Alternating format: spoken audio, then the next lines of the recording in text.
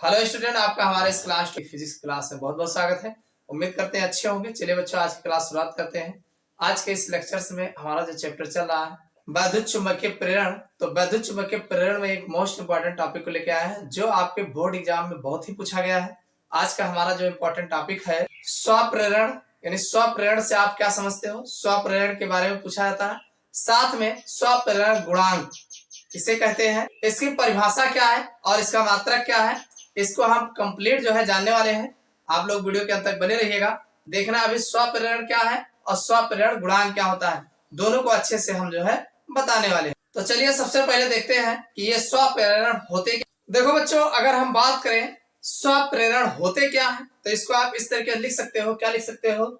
किसी कुंडली से संबद्ध चुंबकीय फ्लक्स के मान में परिवर्तन होने पर, मान लीजिए कोई कुंडली है भाई, और कुंडली से संबद्ध जो है अगर उसके हम चुंबकीय फ्लक्स के मान में अगर हम लगातार परिवर्तन करते हैं तो कुंडली में प्रेरित विद्युत वाहक बल उत्पन्न होता है।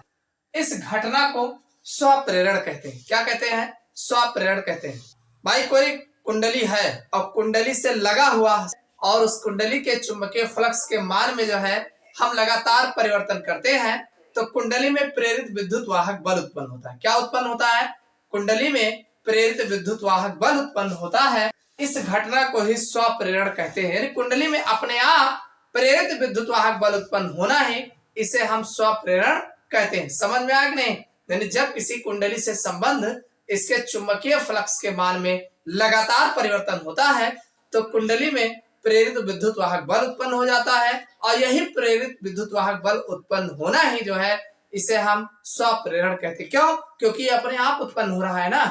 तो उम्मीद करता हूं समझ में आ गया होगा। जैसे मान लीजिए ये हमारा कुंडली है और इस कुंडली के मान में लगातार अगर हम फ्लक्स परिवर्तन करते हैं तो इसमें विद्युत वाहक बल जो है उत्पन्न होता है। देखिए ये हमारा कुंडली है, अगर इसके फ्लक्स के मान में लगातार परिवर्तन किया जाता है तो भाई इस कुंडली के फ्लक्स के मान में परिवर्तन आप करते हैं तो इसमें एक प्रेरित विद्युत वाहक बल उत्पन्न हो जाता है जिससे एक प्रेरित धारा उत्पन्न होती है। तो यह घटना जो है स्वप्रेरण कहलाती है। क्या कहलाती है? स्वप्रेरण कहलाती है। भाई अपने आप धारा उत्पन्न हो रही है, विद्युत वाहक बल उत्पन्न हो रहा है, तो अपने आप उत्पन्न होना जो है यह स्वप्रेरण कहलाता है। उम्मीद करता हूं समझ में आ गया होगा। चलिए अब स्वप्रेरण गुणांक को भी जान लेते हैं। देखो भाई, अगर हम बात करें स्वप्रेरण गुणांक किसे कहते हैं, ये भी आपके बोर्ड एग्जाम में अलग से भी पूछा गया है और साथ में भी पूछा गया है। तो यहाँ पर बताया गया किसी कुंडली का स्वप्रेरण गुणांक, ध्यान समझिएगा भाई, किसी कुंडली का स्वप्रेरण गुणांक जो होता है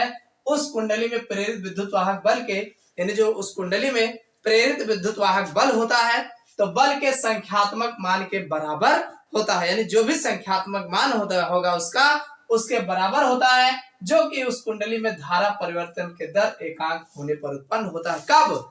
जब कुंडली में धारा परिवर्तन की दर जो होगा वो एकांक होता है। कैसे होता है? चलो इसको हम आपको फार्मूले से बताते हैं। जैसे मान लीजिए ये हमारा फाई है, समानुपाती होगा आई, यानी जो हमारा फ्लक्स परिवर्तन होगा ये प्रवाहित धारा के अनुक्रमानुपाती होगा।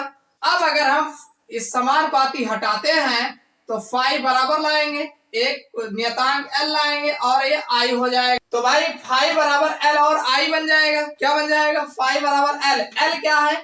एल जो है हमारा यही तो स्वप्रेरण गुणांक है। क्या है हमारा? एल जो है समानुपाती हटाने पर नियतांक लाए हैं तो एक नियतांक है जिसे स्वप्रेरण गुणांक कहा जाता है। तो इसका अगर हम अवकलन करते हैं, अवकलन करने पर तो देखो फाई है तो डी फाई अपान डी टी हो जाएगा और बराबर डी अपान डी टी ये भी रहेगा और साथ में एल आई रहेगा। एल और आई, भाई एल और आई रहेगा ही रहेगा। देखो इसको और ठीक करोगे आप, और ठीक करेंगे तो डी फाई अपान डी टी बराबर एल इधर ले आते हैं तो ये हमारा डी आई बन जाएगा। अरे एल इधर ले लेंगे, नियतांक है तो डी आई हो जाएगा अपान डी टी। एक चीज आप जानते हैं इसमें डी फाई अपान डी टी बराबर ई होता है। क्या होता है? अरे प्रेरित विद्युत वाहक बल ई होता है ना, तो डी फाई अपान डी टी बराबर ई हो जाएगा। तो आपका यल हाई है और डी आई रहेगा ही रहेगा, अपान डी टी हो जाएगा, ये तो सेम हो जाएगा। यदि इसमें हम एल की वैल्यू निकालें, एल बराबर देखो यल बराबर निकालोगे तो ये जाएगा ई ऊपर होगा और ये आपका डी अपान डी टी बनेगा। भाई इसके हिसाब से अगर आप देखेंगे तो एक फार्मूला आपका यहाँ पे ये मिल जाएगा, यानी L बराबर E upon D I upon D T हो जाएगा। और यदि इसी में यदि अगर हम D I upon D T बराबर 1 ले ले तो हमारा L बराबर जो है ई आ जाएगा। भाई अगर इसी फार्मूले में D I upon D T की वैल्यू 1 रख दिया जाए तो L बराबर ई नहीं आ जाएगा। तो L क्या है? L हमारा स्वप्रेरक गुणांक है और यह विद्युत प्रेरित विद्युत वाहक बल के मान के बराबर होगा जब कुंडली में धारा परिवर्तन की दर जो है D I upon D T क्या धारा परिवर्तन की दर है जब एकांक हो, मतलब एक हो। समझ में आया कि नहीं? यही तो हमने लिखा है, कहां से अलग लिख दिया। स्वप्रेरण गुणांक में हमने क्या लिखा है? यही लिखा है किसी कुंडली का स्वप्रेरण गुणांक यानी ये जो यल है उस कुंडली में प्रेरित विद्युत वाहक बल के संख्यात्मक मान के बराबर होता है, यानी प्रेरित विद्युत वाहक बल ई के संख्यात्मक मान के बराबर होता है। कब बराबर होता है भाई? तो इसके लिए बताया गया जो कि उस कुंडली में धारा परिवर्तन की दर एकांक होने पर उत्पन्न होता है, यानी D I upon D T बराबर 1 अगर होगा तब होगा। समझ में आया कि नहीं? तो ये तो आपका हो गया स्वप्रेरण गुणांक। अब इसका मात्रक क्या होता है? तो ध्यान रखिएगा, इसका मात्रक हेनरी होता है। आप लिखेंगे इसका मात्रक जो होता है हेनरी होता है। क्या होता है? हेनरी। याद रखिएगा, हेनरी को H से लिखा जाता है, कैपिटल H। अब बात आई इसकी बीमा, लिख लेना इसकी बीमा पूछा गया एग्जाम में। तो इसकी बीमा होती है m L square T minus 2 A minus 2 होता है। तो ये आपका जो है इसकी बीमा m L square T minus 2 A minus 2 जो है आपको देखने को मिलेगा। तो समझ में आ गया होगा कि स्वप्रेरण गुणांक किसे कहते हैं। तो आप बताएंगे किसी कुंडली का स्वप्रेरण गुणांक उस कुंडली में प्रेरित विद्युत वाहक बल, यहां से आप बताएंगे प्रेरित विद्युत वाहक बल के मान के बराबर होता है जब कुंडली में धारा परिवर्तन की दर एकांक हो। तो यानी धारा कुंडली में धारा परिवर्तन की दर एकांक होती है। तो समझ में आया कि नहीं? तो ये इसका स्वप्रेरण गुणांक हो गया।